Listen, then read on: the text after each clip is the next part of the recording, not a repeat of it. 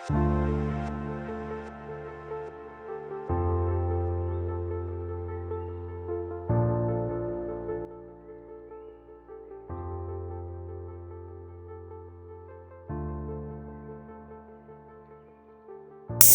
I guess my background would start when I was about 25 and my mother sold a block that we owned in Hill Road, Manurewa, where developers had destroyed some a good maybe 2 dozen very old totara for the purposes of putting houses on, and it was like, that gave me a shock and I was kind of distressed about that. So when I got here, it was like, that's not going to happen here, which was why we put the Kiwi covenant on.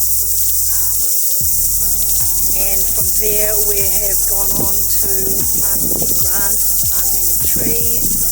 People were constantly saying to me, are you trapping?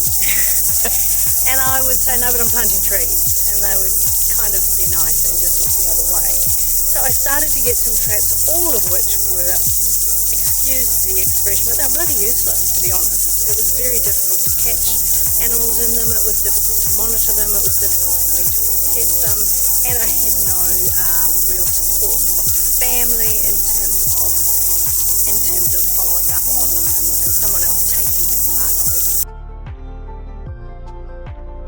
So my family, we're New Zealanders. I was born here, and we've been on this property for about 26 years now, and when we arrived it was unfenced except for the boundaries. So we had existing native bush, we had swamps and wetlands and regenerating scrub, all unfenced, and it is a testament really to the guy who owned it before us that kahikatea had grown, seeded and grown in that time, and so had a lot of other native species. And then so when we came in, it was like, there's a lot of really nice trees here and no fences and many stock, so it became a push then to fence it. And once it was fenced, it became a push to put it under a Kiwi covenant so that it could be protected in perpetuity.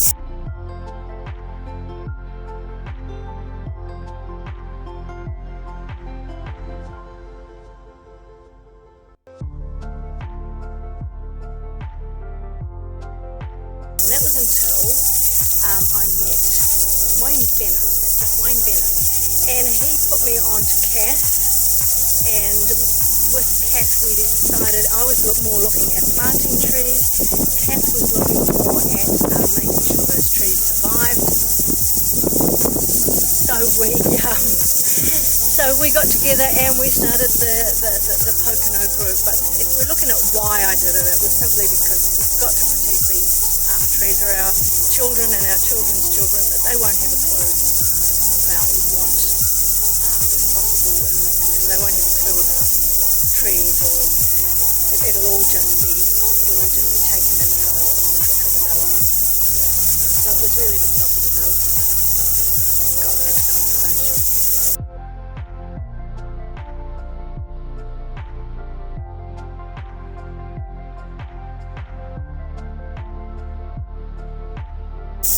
So the project I'm involved in now is really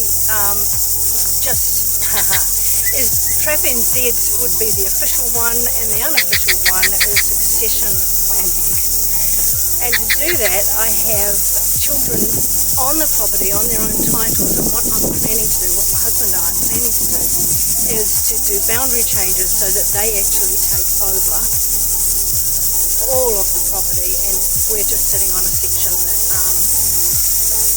that we maintain as we grow older. We're intending to stay here